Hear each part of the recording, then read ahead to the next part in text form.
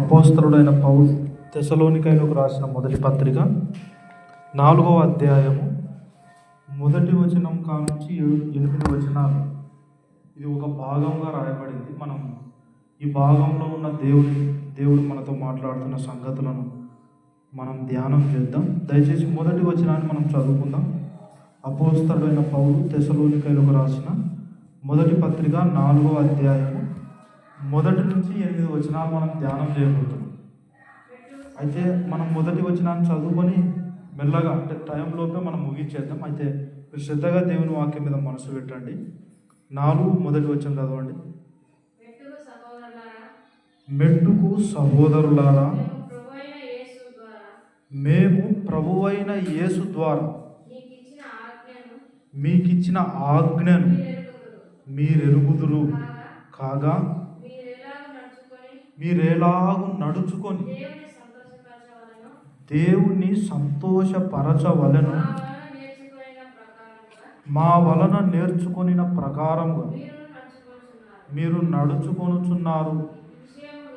ఈ విషయంలో మీరు అంతకంతకు అభివృద్ధి నొందవలనని మిమ్మల్ని వేడుకొని ప్రభువైన యేసునందు హెచ్చరించుచున్నాం. చాలు వినండి, గమనించండి, దేవుని వాక్యం మీద మనసు పెట్టండి. ప్రార్థన పూర్వకంగా మీరు వాక్యం వినండి. అపోస్తలుడైన పౌలు తెస్సలోనికైలో ఉన్న ఆ పట్టణంలో ఉన్న సంఘానికి ఈ పత్రిక రాస్తూ ఏమంటున్నాడంటే, యేసు ద్వారా మీకు ఇచ్చిన ఆజ్ఞలు, హెచ్చరికలు అంటున్నాడు. అంటే సంఘానికి ఏమున్నాయండి? ఆజ్ఞలు ఉన్నాయి. ఇంకేమున్నాయి? హెచ్చరికలు కూడా ఉన్నాయి. హెచ్చరించకపోతే ఏమవుతుంది? ఏమ్మా, మీ పిల్లలు మీరు ఎప్పుడన్నా హెచ్చరించినారా? వెరీ గుడ్, తప్పిపోతారు ఖచ్చితంగా. అంటే చూడండి, దేవుడు మన పట్ల ఎంత బాధ్యత కలిగి ఉన్నాడంటే, మనం ఎవ్వరము తప్పిపోకూడదు. మనం ఎవరేం చేయకూడదు? తప్పిపోకూడదు. తప్పిపోతే ఏమవుతుంది? నష్టపోతాడని. అంటే నష్టపోకూడదు. దేవుని పిల్లలముగా దేవుడు మన పట్ల కలిగి ఉన్న ఉద్దేశం ఏంటంటే, నువ్వు తప్పిపోకూడదు. అందుకే ఇప్పుడు నీకేమున్నాయి? ఆజ్ఞలు ఏమున్నాయి? అందుకే సామెతల గ్రంథంలో ఒక అద్భుతమైన మాట ఉంది. ఏమా మాట అంటే, దేవోక్తి లేని ఎడల జనులు కట్టులేక దిగుతారంట. అంటే ఒక హద్దు, మన భాషలో చెప్పాలంటే వీనికి హద్దు పద్దు లేదురా అంటారా? లేదు. ఎందుకు? చెప్పేవాడు ఎవ్వడు లేక. సహజంగా మనం అంటుంటాం, వింటుంటాం, అనేవాళ్ళు కూడా ఉంటారు. చెప్పేవాళ్ళు లేక, వానికి ఎవ్వరు లేక వాడు హద్దు మీరినాడురా, వాడు కంట్రోల్లో లేడురా అంటున్నాం. అలాగే దేవుని ప్రజలమైన మనకు దేవుని వాక్యం అనేది లేకపోతే మన ప్రవర్తన ఏమవుతుంది? హద్దు మీరుతుంది, భయంకరంగా తయారవుతారు. ఒకడంట కొరింథీయులకు రాసిన మొదటి పత్రిక 5వ అధ్యాయము వినడానికి కూడా చాలా అభ్యంతరంగా ఉంటుంది. ఏమంటాడంటే పౌలు, ఒకడు తన తండ్రి భార్యను ఉంచుకున్నాడంట. ఏం చేశాడంట?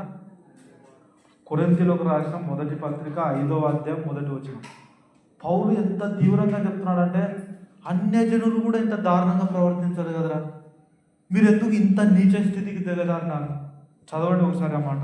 కొరింథీయులకు రాసిన మొదటి పత్రిక 5వ అధ్యాయం మొదటి వచనం. అంటే వినండి, వాక్యము లేకపోతే మనిషి ఎంత నీచ ప్రవర్తనకు దిగజారుతాడో దేవుని వాక్యం స్పష్టంగా చెప్తుంది.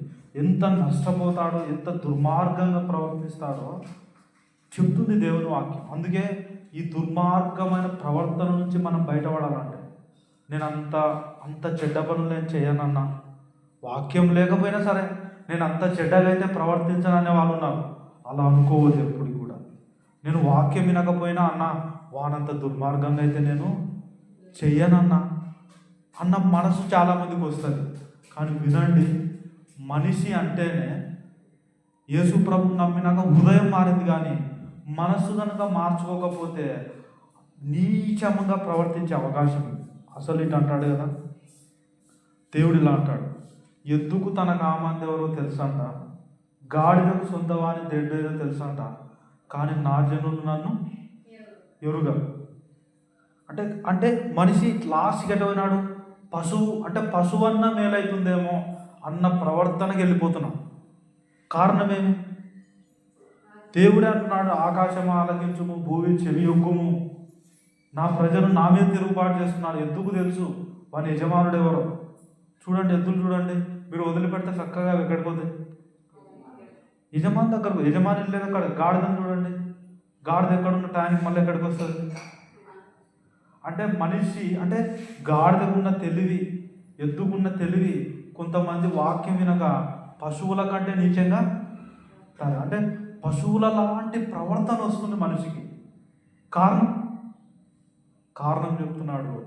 దేవుని గనక లేకపోతే, దేవుని వాక్యం గనక లేకపోతే మనుషులు ఎలా తయారవుతారంటే పశువు కంటే హీనంగా తయారవుతారు.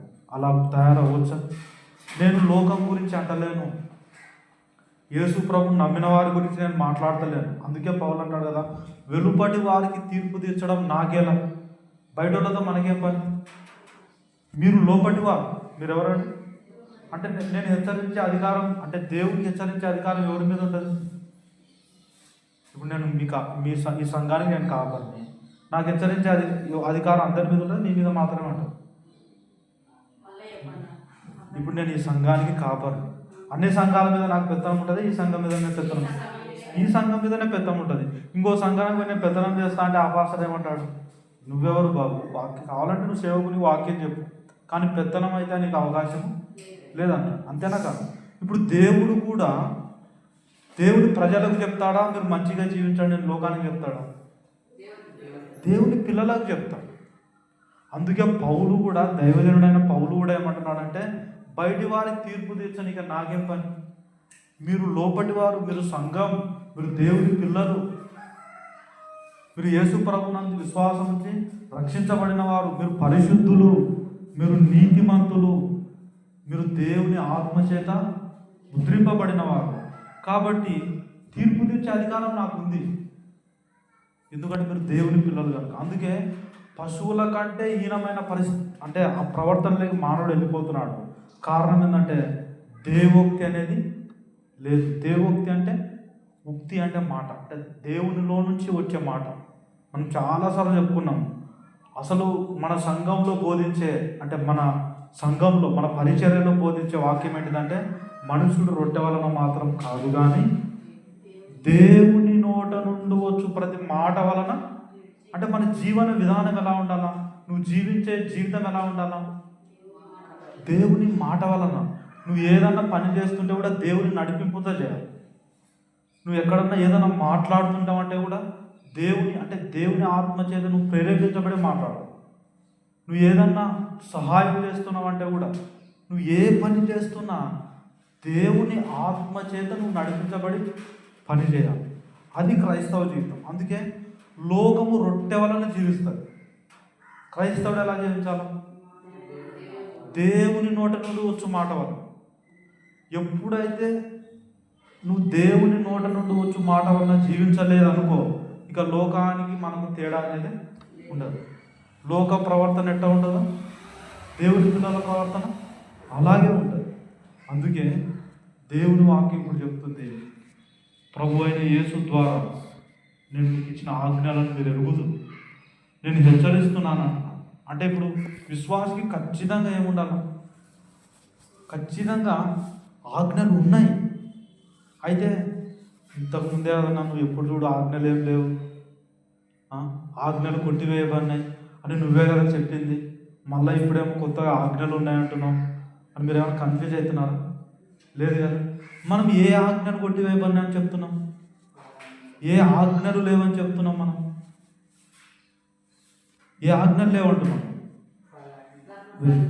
అంటే పదాజ్ఞలు లేవంటున్నాము అంటే దాని అర్థం ఏంటంటే, అబద్ధం ఆడొద్దు, దొంగతనం చేయొద్దు, వ్యభిచరించొద్దు, నరహత్య చేయవద్దు, ఇవే కదా పదాజ్ఞలు. ఈ ఆజ్ఞలు తప్పంటలేం మనం, మీరు బాగా పట్టుకోవాలి. ఈ ఆజ్ఞలు తప్పంటలేం, అవి చేసి నీతిమంతుడు అవ్వాలంటున్నావు చూడు, అది తప్పు. నేను ఆ ఆజ్ఞలు పాటించి నీతిమంతుని అవ్వాలని నువ్వు అంటున్నావు చూడు, అది తప్పు. మరి అది తప్పు అని మనం అంటున్నామంటే నరహత్య ఆడినా ఏం కాదు, నరహత్య చేసినా ఏం కాదనే, అబద్ధం ఆడినా ఏం కాదన్న మనం చెప్తుంది ఏంటంటే అబద్ధం ఆడకుండా ఉంటే నువ్వేం నీతిమంతునివి కాదు. అబద్ధం ఆడకుండా ఉండడం వలన కాదు మనం నీతిమంతులమైంది, యేసు ప్రభువును అంగీకరించడం వల్ల మనం ఏమైనా నీతిమంతులమై. ఇలా చెప్తున్నప్పుడు ఖచ్చితంగా సమాజానికి ఒక అనుమానం వస్తుంది, ఒక డౌట్ వస్తుంది.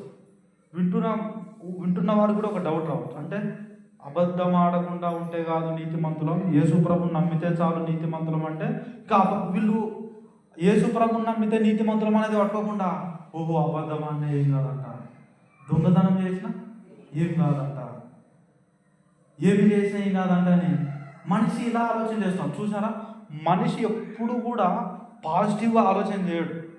అంటే ఏ ఉద్దేశం చెప్తున్నామో ఆ ఉద్దేశం పట్టుకోకుండా అంతా నెగిటివ్తో నింపబడి ఏం చేస్తారంటే అబద్ధం అనే ఏం కాదని చెప్తారా. దొంగతనంగా చేసినా అది చెప్తున్నామా మనం, అబద్ధం అనే ఏం కాదని నేను మీకు ఎప్పుడని చెప్పినా, దొంగతనం చేసినా ఏం కాదని నేను ఎప్పుడని చెప్పినా, కొన్ని దొంగతనం చేస్తే నరకం పోతాను ఎప్పుడని చెప్పినా, దొంగతనం చేస్తే నువ్వు నరకం పోవు అట్టని చెప్పి దొంగతనం చేసినా ఏం కాదులేని కూడా ఇప్పుడు దేవుని వాక్యం చెప్పాడు. అయితే మనం నీతిగా జీవించి నీతిమంతులం అవ్వలేదు. యేసు ప్రభు మన కొరకు సిలువలో ప్రాణం పెట్టడం ద్వారా మన అపరాధములు క్షమించబడి మనం ఆయనను అంగీకరించినందుకే నీతిమంతులమని. ఇప్పుడు నువ్వు నీతిమంతుడవు గనుక ఇప్పుడు నువ్వేం చేయాలా, ఆ పదాలను తప్పంటలేం, అంటే అవి తప్పంటలేం. కానీ నువ్వు దేవుని ప్రేమను తెలుసుకుంటూ ఉంటే నీకు తెలియకుండానే నువ్వేం చేస్తావు, పదాజ్ఞలను ఈజీగా చేసేస్తాం. అంటే ఇప్పుడు మన మనసు పదాజ్ఞలు చేయాలన్నది కాదు మన మనసు ఏంటంటే యేసు ప్రభు ద్వారా దేవుడు మనల్ని ఎంత ప్రేమించినాడో నువ్వు దేవుని ఆత్మ ద్వారా తెలుసుకోవాలి. నువ్వు ఎప్పుడైతే దేవుని ఆత్మ ద్వారా నువ్వు తెలుసుకుంటుంటావు అంటే ఆ ఆత్మ నిన్ను నడిపిస్తుంటే ఆ మార్గంలో నీకు తెలియకుండానే ఇవన్నీ నువ్వేం చేస్తావు. అంటే నీతిగా జీవించాలన్న ఫోకస్తో మనం నీతిగా జీవిస్తలేము. దేవుడు నిన్నెంత ప్రేమించినాడన్న మనస్సుతో నువ్వేం చేస్తున్నావు, నీకు తెలియకుండానే నీతిగా జీవిస్తున్నావు. అంటే నీతిగా జీవించడం అనేది క్రైస్తవ జీవితంలో ఎటువంటిదంటే సులువైన కాడు. ఎటువంటిది? సులువైన కాడు. కానీ ఈరోజు నీతిగా జీవించడం అనేది క్రైస్తవ్యంలో ఎలా ఉంది, భారంగా ఉంది. అబ్బా పాపం అంటే ఎట్లుందంటే అసలు మన ఫైనల్ గురి పాపం చేయకుండా జీవించడం కాదు చెప్తున్నాం. కానీ చాలా చర్చిలలో బోధ ఎలా ఉందంటే మన ఫైనల్ గోల్ ఏంటి, ఫైనల్ ఈరోజు నిద్రపోయేటప్పుడు ఏమని చెప్ప నిద్రవాళ్ళ, అమ్మయ్యా ఈరోజు ఒక్క అబద్ధం కూడా ఆడలేదు. అంటే వీళ్ళ గోల్ ఏంటి ఫైనల్గా, ఈరోజు నేను ఏ తప్పు, ఇది గోల్ ఫైనల్ అంటారు. కాదు, మన ఫైనల్ గోల్ ఇది కాదు, మన స్టార్టింగ్ గోలే అది ఉండాలి. అంటే ఈరోజు పాపం చేయలేరు అనే జీవితము నువ్వు జీవిస్తూ జీవిస్తూ జీవిస్తూ లాస్ట్కి ఈ దినం ఎండింగ్లో నువ్వు ఎక్కడికి వెళ్ళిపోవాలంటే దేవునిలో ఉన్న ఐశ్వర్యం అంతా నువ్వు అనుభవించాలి. అంటే ఈరోజు నువ్వు తృప్తిగా ఎప్పుడు నిద్రపోవాలో తెలుసా, నేను అబద్ధం ఆడకుండా ఉన్నా కాబట్టి తృప్తిగా నిద్రపోతా, ఈ మనస్సు కాదు ఉండాల్సింది. దేవుడు నన్ను ఈరోజు దీవించిన, దేవుని ఐశ్వర్యం, దేవుని ప్రేమ నాకు బాగా నిన్నటికంటే ఈరోజు కొంచెం ఎక్కువ తెలుసుకున్నా, దేవుడు నన్ను నిన్నటికంటే ఈరోజు ఎక్కువ దీవించినాడని దేవునిలో ఉన్న ఐశ్వర్యం నువ్వు అనుభవించి ఆ మనసుతో తృప్తిగా నిద్రపోవాలి. నువ్వు ఎప్పుడైతే ఇది అనుభవిస్తుంటావో నీకు తెలియకుండానే వీటిని ఏం చేస్తావు, దాటుకుంటూ పోతావు. ఒక రకంగా చెప్పాలంటే తొక్కుకుంటా పోతావు. అంటే నేనేమంటున్నానంటే దేవుడు నీకు సిద్ధపరిచిన ఒక మంచి జీవితం క్రీస్తులో ఉంది కదా, ఆ జీవితాన్ని అనుభవించడం నీ గోల్. ఆ గోల్ వైపు నువ్వు చూస్తూ ముందుకు పోతుంటే అబద్ధం ఆడొద్దు అనే గట్టు నువ్వు దాటిపోతావు, దొంగతనం చేయొద్దు అనే గట్టు నువ్వు, కానీ అబద్ధం ఆడలేదని గట్టు దాటి అందరూ ఏమనుకున్నా అంటే అమ్మాయ్యా ఇక నేను అబద్ధం ఆడలేదు, ఈ గట్టు దాటా అని ఆడ తృప్తి పడుతున్నాం. అక్కడ మనం తృప్తి పడాల్సింది. ఎక్కడ మనం తృప్తి పడాలంటే నీ కొరకు దేవుడు ఒక విలువైన జీవితం పెట్టాడు. ఆ జీవితం ఎటువంటిది, చాలాసార్లు మనం విన్నాం కదా, 23వ కీర్తన, యెహోవా నా కాపరి, నాకు లేని ఆ రోజు నువ్వు తృప్తిగా నిద్రపోవాలి. అంటే నువ్వు ఎప్పుడు తృప్తిగా నిద్రపోవాలా? ఈరోజు నేను క్షేమమే చూసిన అని ఆ తృప్తితో నువ్వు ఏం చేయాలి? ఆ దినాన్ని ముగించాలి. యెహోవా నా కాపరి, నాకు లేమి కలగదు, పచ్చిక గల చోట్ల ఆయన నన్ను. అంటే ఎక్కడ అంటే ఇప్పుడు ఈరోజు నువ్వు ఎట్లా తృప్తి ఎప్పుడు అంటే తృప్తిగా ఎప్పుడు నిద్రపోవాలా? పచ్చిగా అనుభవించాలా. ఈరోజంతా పచ్చిగా అనుభవించి అప్పుడు చెప్పాలా, దేవా ఈరోజు నేను తృప్తిగా నిద్రపోతున్నాను ఆయన, ఎందుకంటే నువ్వు నన్ను పచ్చిగా గల చోట్ల. అంటే ఇప్పుడు చెప్పండి, ఫైనల్ గురి పాపం చేయొద్దు అనేదా క్రైస్తవునికి? కాదు. యేసు ప్రభువులో నీకు ఒక గొప్ప జీవితం ఉంది. ఆ జీవితాన్ని ఆ దినం అనుభవిస్తే అప్పుడు నువ్వు తృప్తి పడాలి. కానీ నేను ఈరోజు అబద్ధం ఆడలేదు కాబట్టి తృప్తిగా నిద్రపోతా అంటే, లోకంలో కూడా చాలామంది తమ నీతి చేత అబద్ధం ఆడకుండా బతుకుతున్నారు. వాళ్ళకు మనకు తేడా ఏంటి? లేదు కదా. నేనేమంటున్నా, క్రైస్తవ జీవితానికి లోక జీవితానికి తేడా ఉండాలా? ఖచ్చితంగా ఉండాలంటే తేడా ఎప్పుడు కనపడుతుంది? దేవుడు నీకు సిద్ధపరిచిన ఒక భద్రతను అనుభవించాలి. లోకానికి ఆ భద్రత ఉందా? ఇప్పుడు మీరు ఇన్సూరెన్స్ మీ పిల్లలకే చేపిస్తారా? పక్కింటి పిల్లలకు కూడా చేపిస్తారా? మీ పిల్లలు ఇన్సూరెన్స్ చేపిస్తే మీ పిల్లలకే చేపిస్తారు. ఇప్పుడు నేను అడుగుతున్నా, దేవుడు మనకు కూడా ఒక యేసు ప్రభులో ఒక ఇన్సూరెన్స్ పెట్టినాడు. ఆ ఇన్సూరెన్స్ నువ్వు అనుభవించాలి. అది లోకానికి ఉందా? లేదు. అంటే ఈరోజు నువ్వు క్షేమంగా బ్రతకాలి. క్షేమంగా నువ్వు దాన్ని అనుభవించి అప్పుడు నువ్వు ఆ దినం ఏం చేయాలి? తృప్తిగా. అందుకే నిన్ను కాపాడువాడు కునుకడు నిద్రపోడు అని ఆ మాట చెప్పుకొని మీరు నిద్రపోవాలి. అంటే తృప్తిగా జీవితం ఏంటంటే ఫైనల్ గురి ఏంటంటే అబద్ధం ఆడొద్దు, పాపం చెయ్యొద్దు. ఇది కాదండి, క్రీస్తునందు నీకు ఒక జీవితము, ఆ జీవితాన్ని నువ్వు అనుభవించాలి. అదే దావీదు అంటున్నాడు, పచ్చిక గల చోట్ల ఆయన పరుడలేదు, శాంతికరమైన జలముల యొద్ద నన్ను నడిపిస్తాడు. ఎక్కడ నడిపిస్తాడంట? ఈరోజంతా తను తిని అబ్బా నేను అబద్ధం ఆడలేదు అనుకుంటే అదేం తృప్తి కాదు కదా. అంటే దేవునిలో ఉన్న ఐశ్వర్యాన్ని నువ్వు అనుభవించి నువ్వేం చేయాలంటే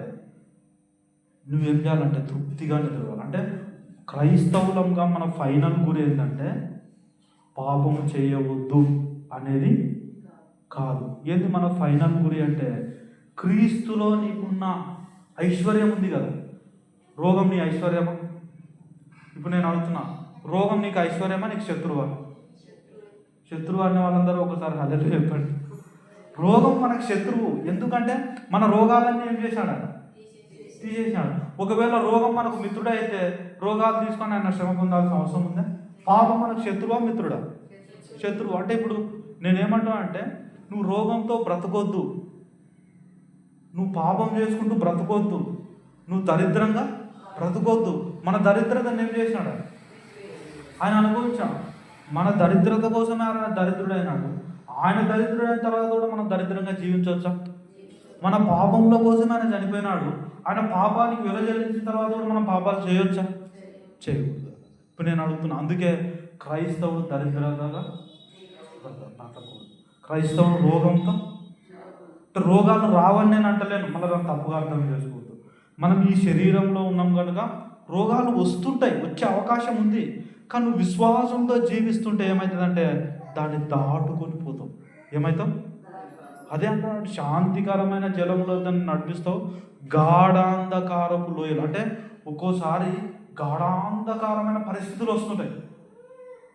అటువంటి పరిస్థితుల్లో కూడా గాఢాంధకారపు లోయలో నేను నడిచిన ఏ అపాయమునకు భయపడి. ఎందుకు? నువ్వు నాకు తోడుగా ఉంటావు.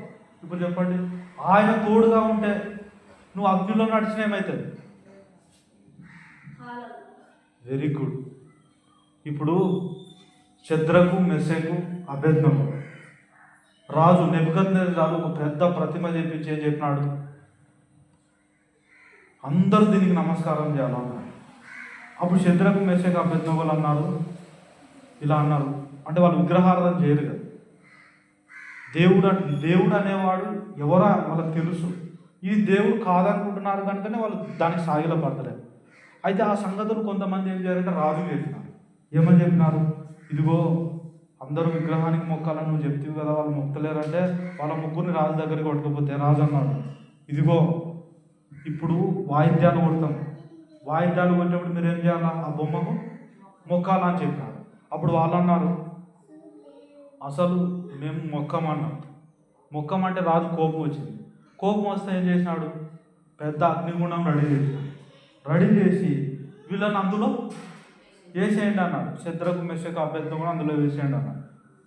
సరే, బలవంతులు వచ్చి వారిని ఏం చేశాడు? ఆ అగ్నిగుండంలో పడేసి చచ్చిపోయినారు. అగ్ని జ్వాలలు వాళ్ళు కాల్చేసి. కానీ పన్నోళ్ళను ఎలా ఉన్నారో చూద్దాం అనుకున్నాడు మళ్ళీ రాజు. లోపల చూద్దాం అనుకుంటే వాళ్ళు హ్యాపీగా ఉన్నారట లోపల. ఎందుకు? వాళ్ళతో పాటు ఎవరున్నారు అంటే, ఇప్పుడు నువ్వు గాఢాంధకారపు లోయలో నువ్వు సంచరిస్తున్నా, అది చూడడానికి లోయనే, కానీ అక్కడ దేవుడు ఉంటే అది లోయ అయినా నీకేమైంది? ఏం కాదు. అంటే నువ్వు ఎటువంటి పరిస్థితుల్లో ఉన్నా దేవుడు నీకు తోడుగా ఉంటే నీకేం కాదు?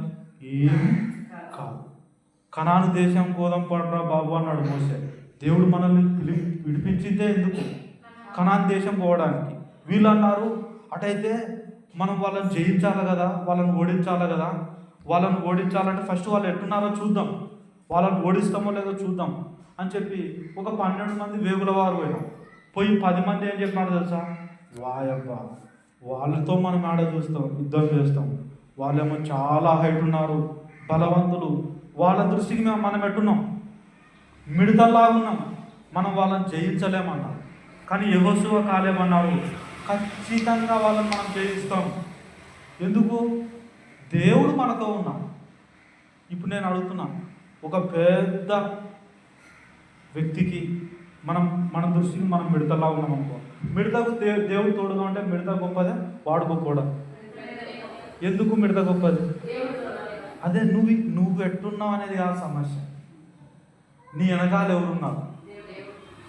నీ వెనకాల అదే చాలామందికి కొందరు చూడండి, పొట్టి ఉన్న వాళ్ళ నాయన ఎస్ఐ అనుకో, వాడు ఏం చేస్తాడు? వాని మీదకి వచ్చిన బలవంతుడైన వాడు ఏం చేస్తాడు? రే, నాతో పెట్టుకోవద్దు, నేనెవరో తెలుసా అని అంటాడలేదు. ఎందుకు? వీడు బలము లేకపోయినా వీడికి ఎందుకు అంత ధైర్యం? వాని వెనకాల ఎవరో ఉన్నారు, అది వాని బలం. ఇప్పుడు నేను అడుగుతున్నా, మన బలం ఏంది? యేసు ప్రభువే కదా. అంటే దేవుడే మన బలం కదా. అందుకే గాఢాంధకారపు లోయ లాంటి పరిస్థితులు వచ్చినా ఏ అపాయమునకు ఇది అనుభవిస్తున్నామా? ఇప్పుడు ఇది అనుభవించాలా? నేను అడుగుతున్నా అండి, పరలోకం అంటే పరలోకం ఎప్పుడు పోతాం? చచ్చిపోయిన తర్వాత, అంతేనా కదా? ఇప్పుడు జీవితం మామూలు అయితే ఈ శరీరం విడిచిపెట్టిన తర్వాతనే కదా మనం అక్కడికి పోయేది. కానీ ఇప్పటి జీవితం కూడా కావాలి కదా. ఇప్పుడు ఎవడన్నా బాగా రోగంతో నొప్పితో అల్లాడుతున్నాడు అనుకో, మీరు ఏం చేస్తారు? యేసు ప్రభువుని నమ్మురా, చచ్చిపోయినాక పరలోకం వస్తుంది అంటారు అనుకో. వాడేమంటాడు? చచ్చిపోయిన తర్వాత ఫస్ట్ నాకు ఈ నొప్పి పోగొట్టు అంటాడా లేదా? ఇప్పుడు నేను అడుగుతున్నా, అంటే ఇప్పుడు ప్రస్తుతం మానవునికి ఏం కావాలా? ఈ లోకంలో జీవించడం కావాలా లేదా? అదే నేనేమంటున్నా అంటే, అది కూడా మీరు అనుభవించాలి. మనకు పరలోకం ఫిక్స్ అయిపోయింది. అందుకే ఈ లోకంలో క్రీస్తులో ఉన్న జీవితం నువ్వు జీవిస్తే ఇక్కడ సమృద్ధి, అక్కడ కూడా నీకు బహుమానము, మెప్పు. ఈ క్రైస్తవ జీవితం నువ్వు జీవించాలి. అందుకే ఇప్పుడు అంటున్నాడు, ఏమంటాడు అంటే, మీకు ఆజ్ఞలు ఉన్నాయి, మీకు హెచ్చరికలు ఉన్నాయి, మీకు ఆదరణ కూడా ఉంది. హెచ్చరిక ఒక్కటే కాదు, రోజు హెచ్చరికలో ఉంటే ఏమవుతుంది? వీణ వాక్యం మొదలు పెడితే చాలా తిరగనే ఉంటాడు అనిపిస్తుంది. కానీ ఆదరించబడుతుంటే, అంటే దేవుడు మీతో మాట్లాడుతున్నప్పుడల్లా మీకు ధైర్యం కలుగుతుంటే, మీరు ఆదరించబడుతుంటే మీకు ఎంత బలం కలుగుతుంది, ఎంత ధైర్యం కలుగుతుంది, అంటే ఎంత నిరీక్షణ కలుగుతుంది, ఇంకా నేను జీవించాలన్న ఆశ కలుగుతుంది లేదా? జీవితం బాగుంటే మీకు ఏమనిపిస్తుంది? నా పిల్లలను చూడాలా, వాళ్ళ పిల్లలను చూడాలా, వాళ్ళ పిల్లలను కూడా చూడాలనిపిస్తుంది జీవితం బాగుందంటే. అదే బాగాలేకపోతే చూడలేను కదా, సత్యం మీద రానుకుంటాం, అవునా కదా? అటువంటి నిస్సహాయమైన స్థితిలోకి క్రైస్తవుడు పోకూడదు. అంటే క్రైస్తవుని ఎలా జీవించాలంటే, నేను మేలే చూస్తా, నేను కీడు చూడను అన్నంత నిరీక్షణ ఉంది మనకు. నిరీక్షణ ఒకటే కాదు, అంత జీవితం ఉంది. ఆ జీవితం గురించి నువ్వు తెలుసుకుంటూ ఉంటే నీకు నిరీక్షణ కలుగుతుంది, ఆదరణ కలుగుతుంది. ఎంత నిరీక్షణ కలిగితే అంత సంతోషంగా జీవిస్తాం. అందుకే వాక్యంలో అంటాడు, నిరీక్షణ గలవారై సంతోషించండి. అంటే నీకు సంతోషం ఎప్పుడు కలుగుతుంది అంటే నీకు ఒక నిరీక్షణ కలగాల. ఆ నిరీక్షణ ఎవరిలో ఉంది? క్రీస్తులో ఉంది. అందుకే క్రీస్తులో ఉన్న ఐశ్వర్యమును నువ్వు తెలుసుకుంటూ ఉంటే నీకేం కలుగుతుంది? నిరీక్షణ కలుగుతుంది. ఆ నిరీక్షణ కలగాలంటే ఖచ్చితంగా ఇప్పుడు ఏం కావాలి? ఆజ్ఞలు, హెచ్చరిక. అందుకే పౌలు అంటాడు తిమోతితో, హెచ్చరించు, ఖండించు, దైవజనుడు సన్నద్ధుడై, అంటే చదవండి ఆ మాట. తిమోతికి రాసిన మొదటి పత్రిక,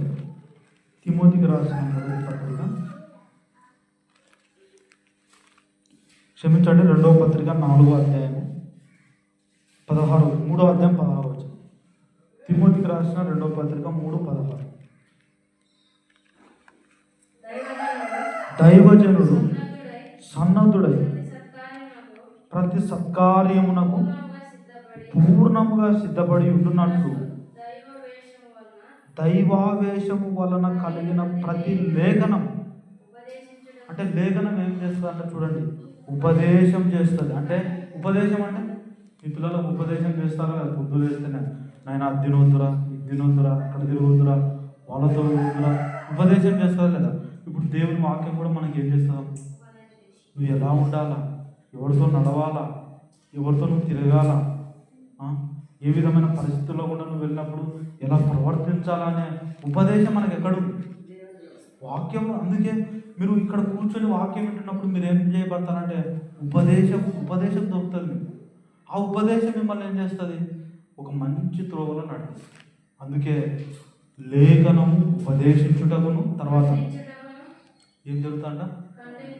ఉపదేశించినప్పుడేమో హల్లెలూయా చెప్పి, ఖండించినప్పుడేమో ఈసారి మానేస్తే మేలు, అంటే ఇక్కడ కాదులేండి, చాలా చర్చలలో ఈసారి రాకపోతే మేము ఇంకో కొత్త సార్ను చూసుకుందాం అని అనేవాళ్ళు ఉంటారా?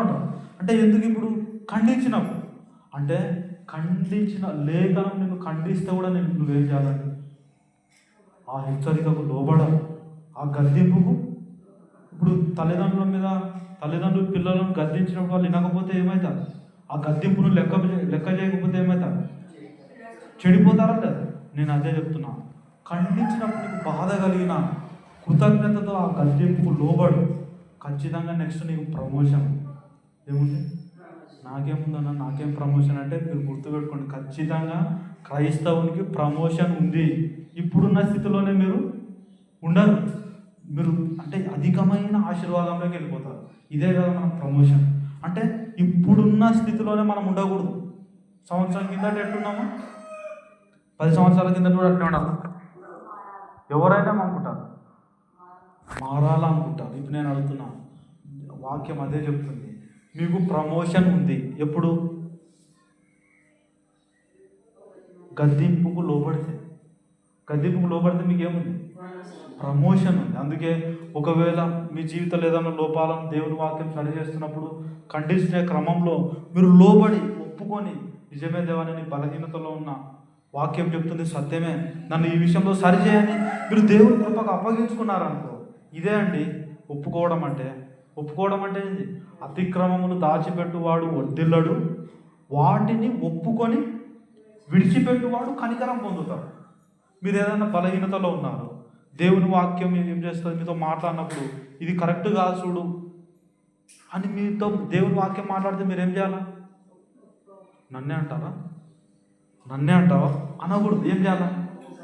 ఒప్పు, నిజమేనాయన నీ వాక్యం చెప్తుంది ఇలా ప్రవర్తించడం తప్పని వాక్యం చెప్తుంది, అయితే నేను ఆ ప్రవర్తనలో ఉన్నా, అయితే నీ కృప చేత నీ ప్రవర్తన నుంచి బయటికి తీసుకురా అంటే ఒప్పుకుంటున్నావు, విడిచిపెట్టమని సహాయాన్ని కోరుకుంటున్నావు.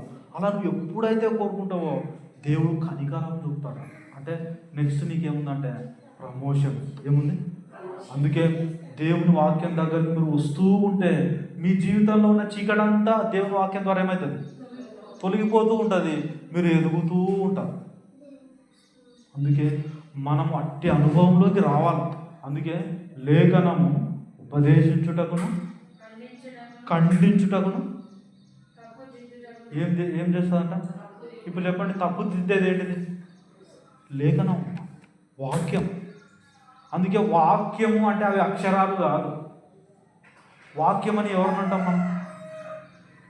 ఆది యందు వాక్యం ఉండెను, వాక్యము దేవుని యొద్ద ఉండెను, వాక్యమే దేవుడై. అంటే ఇప్పుడు వాక్యం అంటే ఏంటి? అందుకే ఆ వాక్యము ఏం చేసిందంటే నిన్ను రక్షించడానికి శరీరధారిగా వచ్చిందంట లోకం. అంటే వాక్యం ఏం ధరించుకున్నది అంటే వాక్యము అంటే అక్షరాలు కాదు, వాక్యము అంటే మాట, దేవుని మాట. ఆ మాట ఏం చేస్తుందంటే తప్పు దిద్దుతుందంట. కొన్ని తప్పులు ఇంట్లో వాళ్ళు కూడా కనుక్కోలేరు. కొన్ని తప్పులు నువ్వు తప్పు చేస్తున్నది నీకు తప్పని అర్థం కాదు. అర్థమవుతుందండి?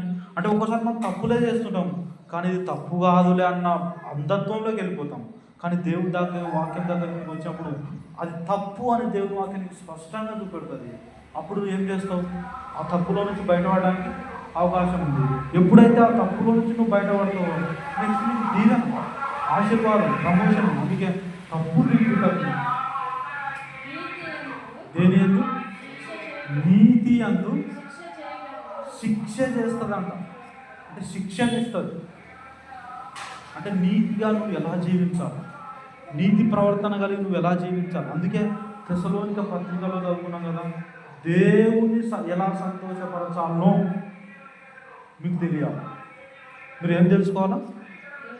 నేను ఈ దినం దేవుని ఎలా సంతోషపెడతాను అనేది నీకు అర్థం కావాలి. అందుకే నీతి అందు వాక్యం ఏం చేస్తుంది? మిమ్మల్ని శిక్ష చేస్తుంది. అంటే నువ్వు దేవుని ఎలా సంతోషపెట్టాలి, నువ్వు దేవుని మార్గంలో ఎలా నడవాలి, నువ్వు ఎలా దీవించబడతావు, ట్రైనింగ్ ఇస్తావు. ఇప్పుడు ఒక రీసెంట్గా పోలీస్ నోటిఫికేషన్స్ వచ్చాయి కదా, ఎస్ఐ అంటే ఇంతకుముందు వచ్చింది, కానిస్టేబుల్ నోటిఫికేషన్స్ వచ్చాయి. వాళ్ళు ఏం చేస్తారు? పరుగు పందెంలో పాల్గొంటారు, ఫిజికల్ టెస్ట్లో పాల్గొంటారు, అన్నింటిలో సక్సెస్ అయితే ఎగ్జామ్ రాస్తారు. ఎగ్జామ్లో కూడా సక్సెస్ అయితే ఎస్ఐగా జాబ్ కన్ఫామ్ అవుతుంది. ఎస్ఐగా జాబ్ కన్ఫామ్ అయినప్పుడే డ్యూటీకి వదులుతారు. ఏం చేస్తారు? ఎస్ఐగా ఎలా జాబ్ చేయాలని ట్రైనింగ్ ఉంటుందా లేదా? ట్రైనింగ్ ఉంటుంది. అంటే ఇప్పుడు దేవుడు నిన్ను కూడా తన బిడ్డగా నువ్వైనా, నీతిమంతులమైన నువ్వు దీవించబడడానికి నీకు ఒక ట్రైనింగ్ అవసరం. నువ్వు ప్రమోషన్ కావాలంటే నీకు కూడా ఏం కావాలి? ట్రైనింగ్ కావాలి. ఎందుకంటే ఎస్ఐ జాబ్ వచ్చిందా, ఎగ్జామ్ పాస్ అయినాడని చెప్పి ఎస్ఐ జాబ్ ఇచ్చామనుకో, ట్రైనింగ్ ఇవ్వకుండా ఏమవుతుంది? ఎవరినంటే గన్ను చేతులు ఉంది కాబట్టి ఎవరినంటే వాళ్ళను. కానీ ట్రైనింగ్ ఇస్తే కాల్చిన ప్రతి బుల్లెట్కు లెక్క అప్పగించాలి. అప్పుడు ఏం చేస్తాడు? కాల్చాలా లేదా, ఎవరిని కాల్చాలా, ఎవరిని కాల్చకూడదు, ఎవరిని కొట్టాలా, ఎవరిని కొట్టకూడదు, ఎవరి మీద కేసు ఇవ్వాలా, ఎవరి మీద కేసు వేయకూడదు అన్న జ్ఞానం వస్తుంది. అంటే ఒక మంచిగా ఆ జాబ్ను చేయగలరు. నేను అదే అంటున్నా, నువ్వు నీతిమంతునివి అయినప్పటికీ యేసుప్రభుని నమ్మి నువ్వు చర్చికి వచ్చి ఉపదేశం వింటేనే నువ్వు నీతిగా జీవించగలవు. నువ్వు నీతిమంతునివైనా, నేను నీతిమంతునిలే, చర్చికి రాకపోయినా నేను నీతిమంతునిలే, నువ్వు వాక్యం వినలేదనుకో, ఏమవుతుంది? ఆ ట్రైనింగ్ లేని ఎస్ఐ లాగానే అవుతుంది. అందుకే ప్రేమతో నేను చెప్తున్నా, దేవుని వాక్యము కనుక మన దగ్గర లేకపోతే ఒక మంచి క్రైస్తవ జీవితం మనం జీవించలేము. అంటే లాస్ట్కి ఏమవుతుందంటే ట్రైనింగ్ ఇవ్వకుండా ఎస్ఐ జాబ్ ఇచ్చి స్టేషన్కి పంపించి, అంటే చేతిలో గన్ పెట్టి స్టేషన్కి పంపిస్తే ఏమవుతుందంటే పిచ్చోని చేతిలో రాయి పెట్టినట్టు అవుతుంది. ఏం రాదన్నా, పిచ్చోని చేతిలో రాయి ఉండడం మంచిదేనా? పిచ్చోని చేతిలో కత్తి ఉండడం మంచిదేనా? మంచోని చేతిలో కత్తి ఉంటే ఏమవుతుంది? ఉపయోగం దేనికి వాడాలో దానికే వాడతారు. కానీ పిచ్చోని చేతిలో కత్తి ఉంటే, ఇప్పుడు ఒక మంచి ట్రైనింగ్ తీసుకున్న ఎస్ఐ చేతిలో గన్ ఉండడం మంచిదే కదా. ఎందుకు? ఎవరిని కాల్చాలి, సమాజానికి హాని చేసే వాళ్ళని ఏం చేస్తారు? కాల్చి పడేస్తారు. అది మంచిదే కదా. ఇప్పుడు నేను అంటున్నా, నువ్వు దేవుని వాక్యం అర్థం చేసుకోకపోతే, దేవుని వాక్యం నీకు అర్థం కాకపోతే, దేవుడు నీకు ఏమిచ్చినా అది ఎట్టుంటుందంటే పిచ్చోని చేతిలో రాయి పెట్టినట్టయితే. అందుకే దేవుని వాక్యం వింటేనే నువ్వు దీవించబడతావు. అమ్మ వింటున్నారా? నేను నీతిమంతురాలి కదా, నేను దీవించబడతలేను అంటే నువ్వు ఎప్పుడు దీవించబడతావు? వాక్యం విని దేవుని ప్రేమను అర్థం చేసుకుంటే అప్పుడు దేవునికి ఏదైనా ఇస్తాడు. ఇచ్చినప్పుడు దాన్ని కరెక్ట్గా వాడతావు. దేవుని ప్రేమను అర్థం చేసుకోకుండా దేవుడు నీకు ఏది ఇచ్చినా పిచ్చోని చేతిలో రాయి పెట్టినట్టు అవుతుంది. కాబట్టి అది ఏం చేస్తావు? పిచ్చోని చేతికి రాయిస్తే అందరికి హానే కాదు. అలాగే మనం దీవించబడాలంటే, మనం ఆశీర్వదించబడాలంటే దానికంటే ముందుగా దేవుడు ఏం చేస్తాడంటే వాక్యం ద్వారా మన జీవితంలో ఉన్న చీకటినంతా తీసివేస్తాం. అందుకే యేసు ప్రభు గురించి ఇలా రాయబడింది, ఆయన లోకమునకు వెలుగు, ఆయన లోకానికి వచ్చినాడు కానీ చీకటి దాన్ని గ్రహించలేదంట. అయితే ఆయన ఎక్కడైతే ఉన్నాడో అక్కడ చీకటికి అధికారం లేదు. అందుకే దేవుని పిల్లలంగా మనం దీవించబడాలి అంటే మనం ఖచ్చితంగా లేఖనం దగ్గరికి రావాలి. ఇక్కడికి రావాలి. అప్పుడు లేఖనం ఏం చేస్తుంది? అందుకే లేఖనం అనేదంట సుత్తె లాంటిదంట. ఎటువంటిది అంటే బండలను బద్దలు చేయి సుత్తె వంటిది, చాకలి అని సబ్బు లాంటిదంట. ఇప్పుడు మురికి పోవాలంటే ఏం చేయాలి? సబ్బు వేయాల్సిందే కదా. కొందరు వేస్తే పోదు. కానీ అదే అంటే బైబుల్ చాకలోడు అంటుంది కాబట్టి నేను అంటున్నా.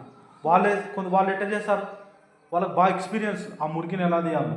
ఇప్పుడు నేను అడుగుతున్నా, లేఖనం కూడా ఎవ్వరు నిన్ను మార్చలేకపోవచ్చు, ఏ మాటలు నువ్వు మారకపోవచ్చు, కానీ లేఖనం ఏం చేస్తుంది? ఆ చాకలు అని సబ్బులాగా నీలో ఉన్న మురికిని తీసివేస్తుంది. అందుకే లేఖనము అద్దము అంటే ఈ అద్దం దగ్గరికి నువ్వు వచ్చినప్పుడు నీ ప్రవర్తన ఎలా ఉందో నీకు అర్థమవుతుంది. అప్పుడు నువ్వు సరి చేసుకోవడానికి అవకాశం ఉంటుంది. అందుకే దేవుని పిల్లలంగా మనం ఎక్కువగా సమాజం కూడుకొని లేఖనం ఏం చెప్తుందో ఆ లేఖనాన్ని ధ్యానిస్తున్నప్పుడు దేవుడితో మాట్లాడతాడు. ఆ మాట నేను ఏం చేస్తానంటే బ్రతికిస్తాడు. అందుకే ఇప్పుడు చెప్పండి, విశ్వాస ఆజ్ఞలు ఉన్నాయా లేదు?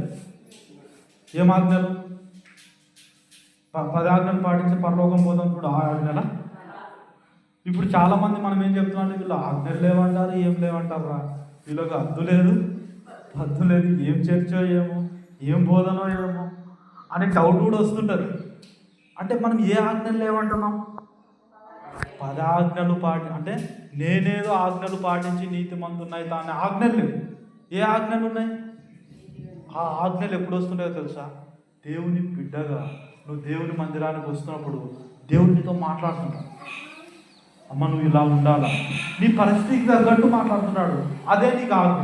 ఏం ఆజ్ఞలు ఉన్నాయో చెప్పంటే 10 ఆజ్ఞలు లేక బట్టి వాటి నీకు చెప్పడానికి రాదు. ఆజ్ఞలు ఉన్నాయన్నా, ఇదేంటివో చెప్పన్నా, ఇప్పుడే రాసుకుంటామంటే అవి అట్ట చెప్పేటివి కాదు. 10 ఆజ్ఞలు చెప్పమంటే అందరూ ఏం చేస్తారు? నీ దేవుడైన యెహోవా తప్ప వేరొక దేవుడు ఉండకూడదు, విగ్రహాలను చేయకూడదు, వ్యభిచరించకూడదు, 10 ఆజ్ఞలు బట్టి కూడా చెప్తారు కదా. క్రైస్తవుడు అట్లా కాదు. క్రైస్తవుడు ఏంటంటే ప్రతిసారి దేవుని పిల్లలంగా దేవుని సన్నిధికి మనం వస్తూ దేవుని వాక్యం వింటున్నప్పుడు దేవుడు నీతో ఏమైతే మాట్లాడుతున్నాడో అదే నీకు ఆజ్ఞ. ఈ లెక్కన ఎన్ని ఆజ్ఞలు ఉన్నట్టు మనకు? లెక్కలేని ఆజ్ఞలు ఉన్నాయి మనకు. ఎన్ని ఉన్నాయి? లెక్కలేని ఉన్నాయి. అంటే నువ్వు దేవుని సన్నిధికి వస్తున్నప్పుడల్లా ప్రతిసారి దేవుడు నీతో మాట్లాడుతుంటాడు. ఆజ్ఞలన్నీ నువ్వు కుప్పేసుకుంటే అయితే లెక్కలేనండి. ఇప్పుడు చెప్పండి, ఆ ఆజ్ఞలు నిన్నేం చేస్తాయి? ఆ హెచ్చరికలు నిన్నేం చేస్తాయంటే సరైన త్రోవలో నడిపిస్తాయి. అందుకే క్రైస్తవునికి 10 కాదు, క్రైస్తవునికి ఎన్ని? వెరీ గుడ్, బాగా చెప్పినారు, లెక్కలేనని. అయితే ఆ లెక్కలేనని అందరి దగ్గర ఉన్నాయి లేవు. ఎవరు సంపాదించుకున్నారు లెక్కలేనని? ఎవరైతే ఎక్కువ వాక్యం వింటుంటారో వారి దగ్గర ఎక్కువగా సొమ్ము ఉంటుంది. అంటే నేను అదే అంటున్నాను, మనకు ఐశ్వర్యం ఏంది, మనకు ధనం ఏంది? దేవుని వాక్యమే కదా. ఎంత ధనం ఉంటే అంత సమృద్ధిగా జీవిస్తాం, అంతేనా? కాబట్టి ఇప్పుడు ధనం ఎక్కువ ఉన్నందుకు ఏం చేస్తారు? ఫ్రిడ్జ్ కొంటారు, మంచం కొంటారు, ఇంకా అపార్ట్మెంట్లు వేద్దామంటారు. డబ్బులు లేవంటే ఏం చేస్తారు? చాలేరు ఉన్న గాడి అంటామా లేదు? ఇప్పుడు దేవుని వాక్యం నీ దగ్గర ఉందనుకో, ఏం చేస్తావు? 23వ కీర్తనలో దావీదేమన్నాడు? నా గిన్నె నిండిపోయింది అన్నాడా? నిండి. ఇప్పుడు చెప్పండి, మన గిన్నెలు ఏం కావాలా? అసలు కొందరి గిన్నెలు అసలు ఖాళీ ఉన్నాయి. కానీ మన గిన్నెలు ఎలా ఉండాలా? నిండడమే కాదు, పొర్లాలి. ఎందుకు? ఆ పొర్లేదు ఎవరికి? నిండితే నీకు, పొర్లితే పొర్లిన కూడా మనకేనా? నిండితే నీకు, నీ కుటుంబానికి, పొర్లితే ఇరుగు పొరుగు వాళ్ళు. ఇప్పుడు నేను అడుగుతున్నా, మనం ఎంతమందికి దీవెనగా ఉండాలా? అది నా కుటుంబం బాగుంటే చాలు, నేను బాగుంటే చాలు అనేదే కాదు క్రైస్తవం. మన ద్వారా దేవుడు అందరినీ, అందుకే అబ్రహాంతో దేవుడు ఏమన్నాడంటే నిన్ను నేను దీవిస్తా. Very good. నువ్వు అనేకులకు దీవెనగా ఉంటావు. నువ్వు ఒక్కరివే దీవించబడడం కాదు, నువ్వు అనేకులకు ఎట్టుంటావు.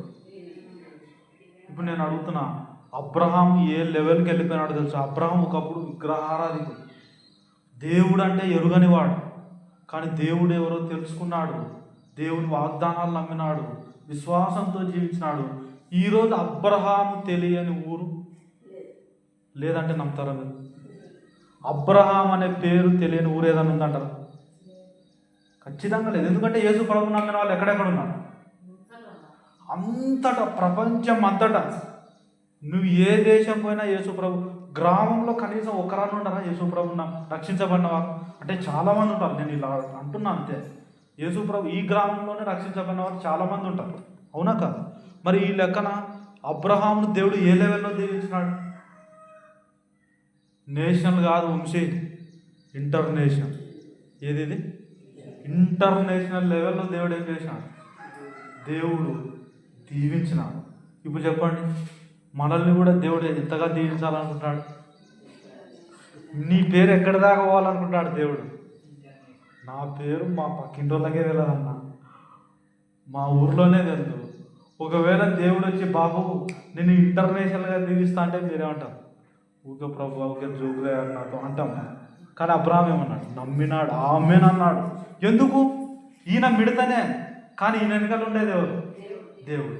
మనం కూడా దేవుడు నేను దీవిస్తా అన్నప్పుడు మనం కూడా ఏం చేయాలి? అవును ప్రభు, ఆమెన్, దేవుడికి స్తోత్రం అని చెప్పాలి.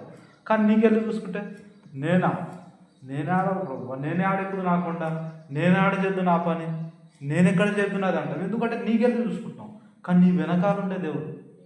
అందుకే ఇలా ఉంది దేవుని వాక్యం, నన్ను బలపరచువాని అందే నేను సమస్తము చేయగలను. బలపరిచేది ఎవరు? ఆయన. నువ్వు ఎంత చేయగలవు? సమస్తం చేయగలవు. నీ బలంతో అయితే నువ్వేం చేయలేవు, అప్పుడు డౌట్ పడవచ్చు. కానీ అబ్రహాం అంత ఇంటర్నేషనల్ లెవెల్లో దీవించబడడానికి ఆయనను బలపరిచిన దేవుడున్నా. అంటే బలమంతా ఎవరిది? 100 ఏళ్ళ వయసులో షారాకు 90 ఏళ్ళు పిల్లలు పుడతారంటే నమ్ముతారా ఎవరన్నా? డాక్టర్ దగ్గరికి పోతే డాక్టర్ ఏమంటాడు? ఏం రాజన్న నువ్వే కాసేపు డాక్టర్ అనుకో, షారాన్ని తీసుకొచ్చి నీ కాడికి. 90 ఏళ్ళు అంటే అర్థమైంది, స్త్రీ ధర్మం పోయింది, ఆమె గర్భం మృతతుల్యమైంది, అబ్రహాం శరీరం మృతతుల్యమైంది. డాక్టర్ గారు కొంచెం మాకేమన్నా పిల్లలయ్యే అవకాశం ఉందని డాక్టర్ గాడికి పోతే మల్టీ స్పెషాలిటీ హాస్పిటల్లో కూడా డాక్టర్లు ఏమంటారు? బుద్ధి ఉండాలయ్యా కొంచెం అన్నా అంటాడా? అన్నాడు, ఖచ్చితంగా అంటారు. కానీ దేవుడు నేను చేస్తా అన్నాడు, అబ్రహాం అన్నాడు, ఇది నీకు సాధ్యమే, ఆమెన్ అన్నాడు. ఇప్పుడు చూడండి, మృతతుల్యుడైన ఒకరిలో నుండి సంఖ్యకు ఆకాశ నక్షత్రాల వల్ల అయినారంట. అంటే ఈ పిల్లలే పుట్టారు, అవకాశమే లేదనుకున్న వాళ్ళకి ఇప్పుడు ఎంతమంది పిల్లలు? అబ్రహాం పిల్లలు ఎక్కడెక్కడ ఉన్నారమ్మా? మీరు కూడా ఎవరు? మరి ఇప్పుడు ఈ లెక్కన అబ్రహాం పిల్లలు ఎంతమంది ఉన్నారు? సంఖ్యకు ఆకాశ నక్షత్రాలు అంట. ఎవడన్నా ఎక్స్పెక్ట్ చేసింటాడా? అంటే దేవుని కార్యాలు ఎలా ఉంటాయంటే వినువాని చెవులు గింగురుమంటాయంట. ఎట్లుంటుంది? వాక్యం యెషయా గ్రంథంలో ఉంది. అంటే దేవుడు చేసిన ఆ కార్యం, నీ జీవితంలో చేసిన ఆ కార్యం వింటే వాని చెవులు ఏం కావాలి అంటే మన భాషలో చెవులు డబ్బింగ్ వేసుకునేలా అంటే ఆ విధంగా దేవుడు కార్యాలు చేస్తాడు. అసలు ఇంటర్నేషనల్ లెవెల్లో ఈ విధంగా దేవుడు కార్యాలు అంత గొప్పగా దేవుడిని హెచ్చరిస్తాడు. అయితే లేఖనం దగ్గరికి రావాలి, ఆయన మాట దగ్గరికి రా. దేవుడు కోరుకుంటుంది ఒకటే, నేను ప్రేమించి రక్షించి తన పక్కన కూర్చోబెట్టుకున్నాడు. పక్కన కూర్చోబెట్టుకొని నువ్వు నీతిమంతుడు అమ్మా. అందుకే ఇప్పుడు చెప్తున్నాడు, మరలా రండి తెస్సలోనికీయులకు రాసిన, నేను చదువుతున్నాను 4వ అధ్యాయం 1వ వచనం. మెట్టుకు సహోదరులారా, మేము ప్రభు అయిన యేసు ద్వారా మీకు ఇచ్చిన ఆజ్ఞను మీరు ఎరుగుదురు అని ఒక ఆజ్ఞ గురించే చెప్తున్నాడు. ఇక్కడ మనకి ఎన్ని ఆజ్ఞలు ఉన్నాయి? ఏమో ఉంచి చెప్పింది కరెక్ట్ అని, వెరీ గుడ్. లెక్కలేనని. అయితే ఆ లెక్కలేనని ఇప్పుడు మీ దగ్గర ఉన్నాయా? అది ప్రశ్న. కొన్ని ఉన్నాయన్న, కనీసం కొన్ని ఉన్న దేవునికి స్తోత్రం. అయితే ఇంకొన్ని సంపాదించుకోవడానికి ప్రయాసపడు. 10 రూపాయలు ఉన్నాయన్న సాలంటే ఏమంటాం? అరే ఉందంటేదా ఇంకొంచెం ట్రై సంపాదించుకో అంటమా లేదా? ఇప్పుడు నేను అడుగుతున్నా, దేవుని ప్రేమ తెలుసా? అంతా తెలుసు అన్న, తెలుసు, ఇంకా తెలుసుకున్నాం. అందుకే మన జీవితకాలం అంతా యేసు ప్రభువుని మనం నేర్చుకుంటేనే. ఇప్పుడు చెప్పండి, సంఘం అనేది ఎంతకాలం? జీవితకాలం. బోధ అనేది ఎంతకాలం? అందుకే విశ్వాసంగా నాకు అంతా తెలిసిపోయింది, నేను చాలా అనుకోవడానికి నేను ముసలోని కాబట్టి ఇంకా ఏం తెలుసుకుంటాంలే, నేను పెద్దమ్మా నా వయసు అయిపోయింది కాబట్టి ఇక నేను ఏం తెలుసుకుంటాలే, వాక్యం వినాల్సిన అవసరం లేదు కాదు. నువ్వు ఈ లోక యాత్ర ముగించేంత వరకు, యేసు ప్రభు వచ్చేంత వరకు నువ్వేం చేయాలి? నేర్చుకుంటూనే ఉండాలి. అలా ఎవరైతే నేర్చుకుంటారో వాళ్ళే అండి. నేను చాలామంది నాకు వాక్యం అంతా తెలుసు అని గర్వించి వాక్యం నేర్చుకోకుండా చాలామంది చెడిపోయిన వాళ్ళు కూడా ఉన్నాం. వింటున్నారా? నాకు అంతా తెలుసు వాక్యం, మా ఊరోళ్ళందరికంటే నాకే బాగా తెలుసు, మా చర్చోళ్ళందరికంటే నాకే బాగా తెలుసు, పాస్టర్లో అందరికి వెళ్ళాలంటే నాకే బాగా తెలుసు అని గర్వించి వాక్యం వినకుండా అక్కడితో ఆగిపోయి అందరికంటే నీచంగా చెడిపోయిన చాలామంది. అటువంటి పరిస్థితుల్లోకి మనం పోకూడదు. అందుకే కొరింథీయులకు రాసిన మొదటి పత్రిక 10వ అధ్యాయంలో దేవుని వాక్యం ఏం చెప్తుందంటే, తాను నిలుచున్నానని తలంచుకొనివాడు, అమ్మ వినండి, తాను నిలుచున్నానని తలంచుకున్నవాడు పడిపోకుండాన్నట్లు జాగ్రత్తగా ఉంటాడు. నాకు అంతా తెలుసు, మంచిదే, దేవునికి స్తోత్రం. అయితే పడిపోయే అవకాశం కూడా ఉంది. ఇప్పుడు నువ్వేం చేయాలి? తెలుసా, ఇంకొంచెం తెలుసుకుంటూ దేవుడిని ఎక్కడ పెడతాడు?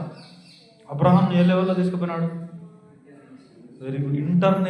నేషనల్ కాదు, విలేజ్ తర్వాత మండల్ తర్వాత డిస్టిక్ తర్వాత స్టేట్, దేశం, ప్రపంచవ్యాప్తంగా.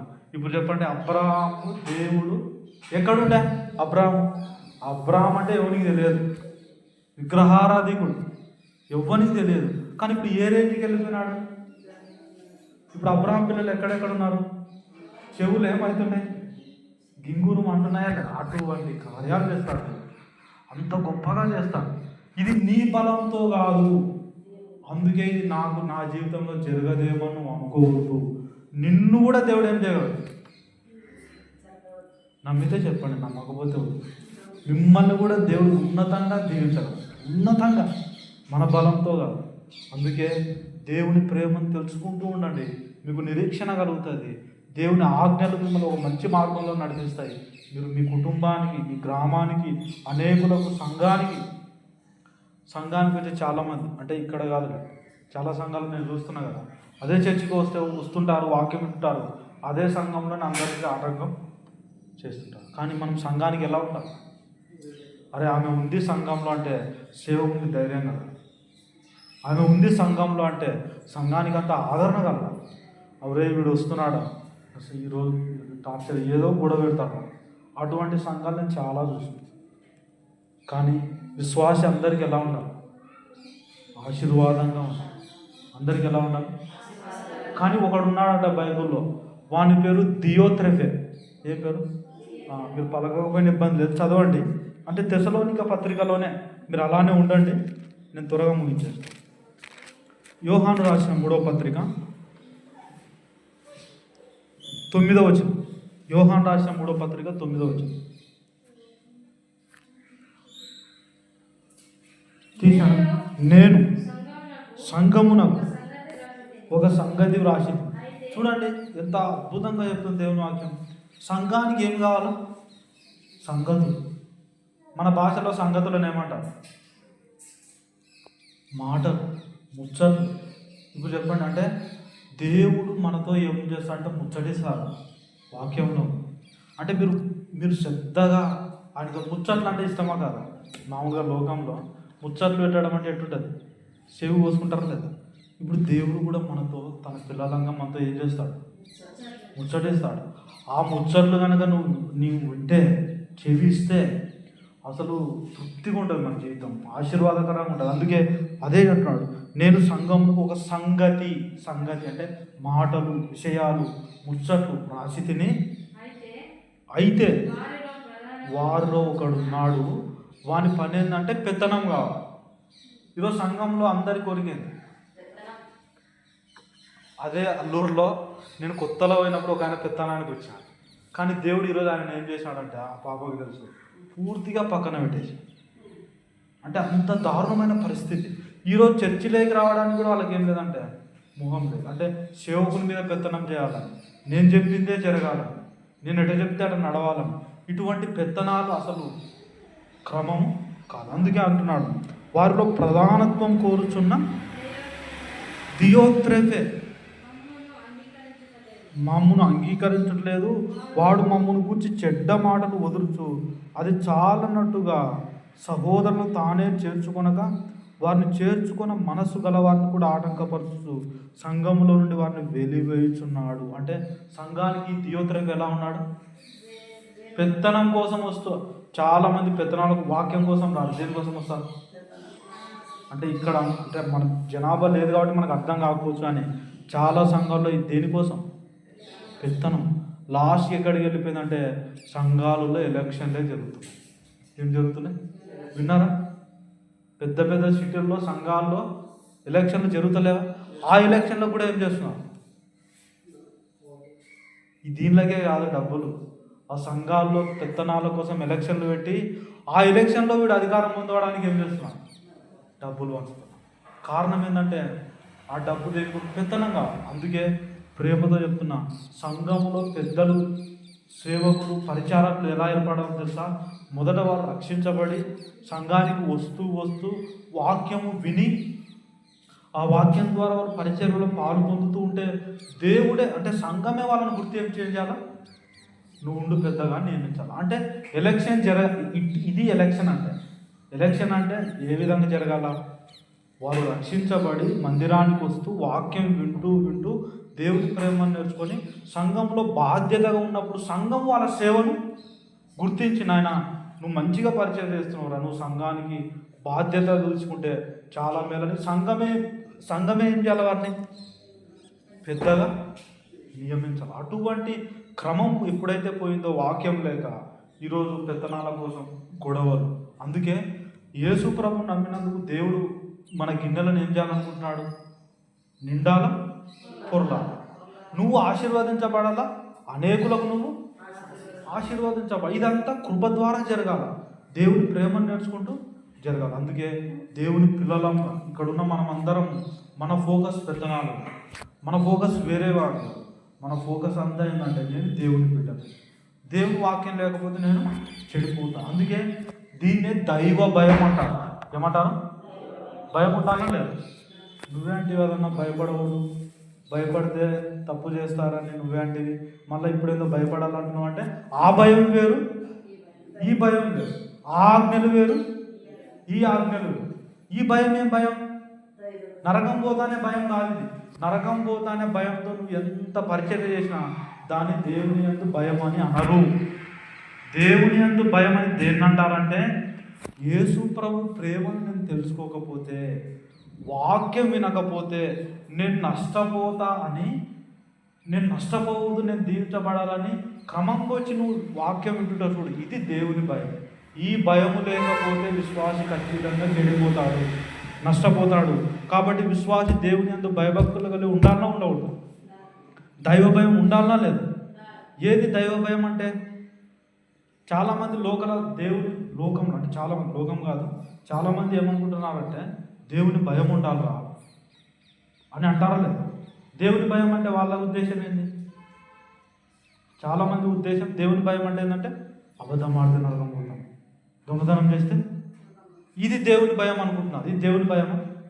ఇది దేవుని భయము కాదు. దేవుని భయం ఏంటంటే నేను దేవుని బిడ్డను, నాకు శిక్షావిధి లేదు, నేను ఆయన కుమారుణ్ణి, ఆయన మాటలు వినకపోతే నేను నష్టపోతా అన్న భయం ఉండాలి. ఆ భయంతో అంటే ఆయన ప్రేమను నేర్చుకోకపోతే నేను నష్టపోతా అని దేవుని మందిరానికి వచ్చి వాక్యం నువ్వు వింటప్పుడు ఆ భయం ఉండాలి. అందుకే అటువంటి భయం నిన్ను ఏం చేస్తుందంటే దీవిస్తుంది. అటువంటి భయం ఉంటే నువ్వు బాగుపడతావు. అటువంటి భయం ఉంటే ఖచ్చితంగా మనం మేలు చూస్తాం. కాబట్టి మనకు ఆజ్ఞలు ఉన్నాయంటారా లేవంటారా? ఆ ఆజ్ఞలు ఏంటి ఏం చెప్పాలి ఇప్పుడు? ఆజ్ఞలు ఏంటి అంటే 10 ఆజ్ఞలాగా బట్టి చెప్పేవి కాదవి. దేవుని మందిరానికి రమ్మ, దేవునితో మాట్లాడతాను, అదే ఆజ్ఞ. అది చెప్పండి. దేవునితో ఏం మాట్లాడినాడో అది చెప్పు. ఇప్పుడు మీరు వాక్యం విన్నారండి, మీరు ఏం నేర్చుకున్నారో అది మీరు ఇతరులకు చెప్తారా లేదా? అదే హెచ్చరిక, అదే ఆదరణ, అదే ఆజ్ఞ, అదే ఖండించడం, అదే బుద్ధి చెప్పడం. అంటే దేవుడు మీతో మాట్లాడుతుంటే హెచ్చరిక పోయే వాళ్ళకు హెచ్చరిక అవుతుంటుంది, ఖండన పోయే వాళ్ళకు ఖండన అవుతుంటుంది, ఆదరణ కావాల్సిన వాళ్ళకు. అందుకే దేవుని వాక్యము 2 అంచుల ఖడ్గం. 2 అంచుల ఖడ్గం అంటే 1 ఇంచే 10 నుండి 1 పైకే 10 నుండి ఏమవుతుంది? ఒకటే పని చేయాలి. కానీ రెండు పక్కల పదులు ఉంటే ఎన్ని పనులు చేయొచ్చు. అందుకే దేవుని వాక్యము రెండంచుల ఖడ్గం, అంటే రెండంచులో ఎటువంటి ఖడ్గం కంటేనూ వాడిగలదంట. అంటే ఎవరిని ఖండించాలనో వారిని ఖండిస్తుంటుంది, ఎవరికి బుద్ధి చెప్పాలనో వారికి బుద్ధి చెప్తుంటుంది, ఎవరిని ఆదరించాలనో వారిని ఆదరిస్తుంటుంది, ఎవరిని బలపరచాలనో వారిని బలపరుస్తుంటుంది, ఎవరిని పులికొల్పాలనో వారిని పులికొల్పుతుంటుంది. అందుకే దేవుని వాక్యం దగ్గరికి మీరు వస్తే మీరు అన్ని విధాలుగా సరి చేయబడతారు, అన్ని విధాలుగా దీవించబడాలన్న ఆశ ఉండి వాక్యం దగ్గరికి మీరు రాలేదనుకో, చాలామంది సమస్య ఏంటంటే సార్ మా ఇంట్లో పరిస్థితులు బాగు, నా కోసం ప్రార్థన చేశారు అని వస్తాను. కానీ ఎప్పుడు వస్తారు తెలుసా వాళ్ళు ప్రార్థన చేయమని? కానుకలు బట్టి చివరి ప్రార్థన చేస్తుంటారు, అప్పుడు వస్తారు. సరే అప్పుడు ఏం చేస్తాం? మరి రండి, వాక్యం వినండి, దేవుడు మీతో మాట్లాడతాడు, దేవుడి ప్రేమ మీకు అర్థమైతే మీరు ఆశీర్వదించబడతారని చెప్తారు. సర్లే సార్ అంటారు. మళ్ళీ వచ్చేవారం ఏం చేస్తారు? ఎప్పుడు వస్తారు? కానుకలు బట్టి లాస్ట్ పాట పాడుతుంటారు, అప్పుడు వచ్చి సార్ ఇంట్లో ఏం బాగాలేదు సార్, కొంచెం ప్రార్థన చేశారంట.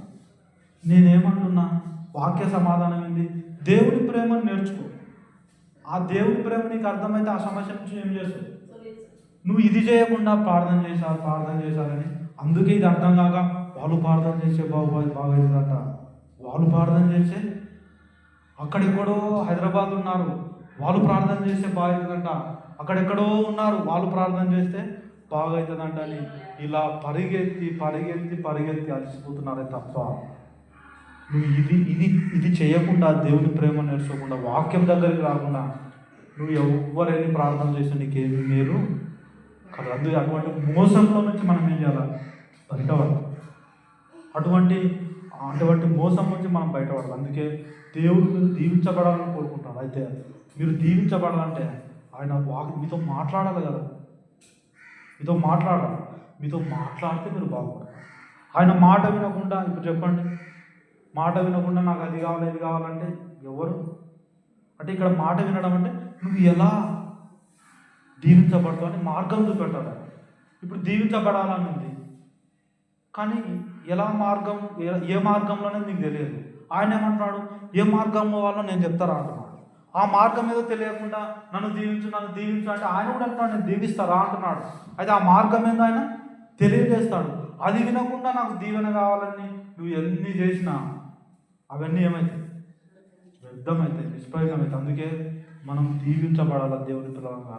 కాబట్టి ప్రతిసారి మీరు ఎక్కడికి రా, వాక్యం దగ్గరికి రా, దేవుని సన్నిధికి. అందుకే సమాజంగా ఊడుకోవాలంటాం. కానీ మీరు వినండి, చాలామంది సమాజంగా ఊడుకోవడాన్ని నిర్లక్ష్యం చేస్తున్నారు. ఏ ఒక్కరిలో కూడా, ఇక్కడున్న ఏ ఒక్కరిలో కూడా నిర్లక్ష్యంగా కూడుకోవాలనే మనసు లేకుండాను కాక ఆమె చెప్పండి. దేవుడు మీకు అది ఖచ్చితంగా ఇస్తాడు. మీరు ఆశపడండి చాలు. దుప్పి నీటి వాగుల కొరకు ఆశపడినట్లు దేవాని కొరకు నా ప్రాణం తృష్ణ గురించి ఉందన్నాడు కీర్తనకారు. ఇప్పుడు మీరు కూడా ఏం చేయాలి? ఆశపడండి చాలు, అంతే. ఆశ ఉంటే చాలు. ఆశ గల ప్రాణము దేవుడు ఏం చేస్తాడు? తృప్తిపరుస్తాడు. అయితే మీకు ఉండాల్సింది ఏంటిది? ఆశ. నా దగ్గర లేదు అనండి చాలు, దేవుడు ఏం చేస్తాడు? పెడతాడు. నా దగ్గర ఉంది అన్నాం అనుకో, నా దగ్గర అన్నదానం చేస్తున్నారు ఎవరన్నా, మీరు తినుకుంటే వాళ్ళ కాడికి ఉంటే ఏమైతే అది తింటున్నావు కదా, లేని వాళ్ళకి కదా ఇది అంటారు లేదు. ఇప్పుడు నేను అంటున్నా, నా దగ్గర మీరు లేదని అడగండి చాలు, ఆయన ఇస్తాడు.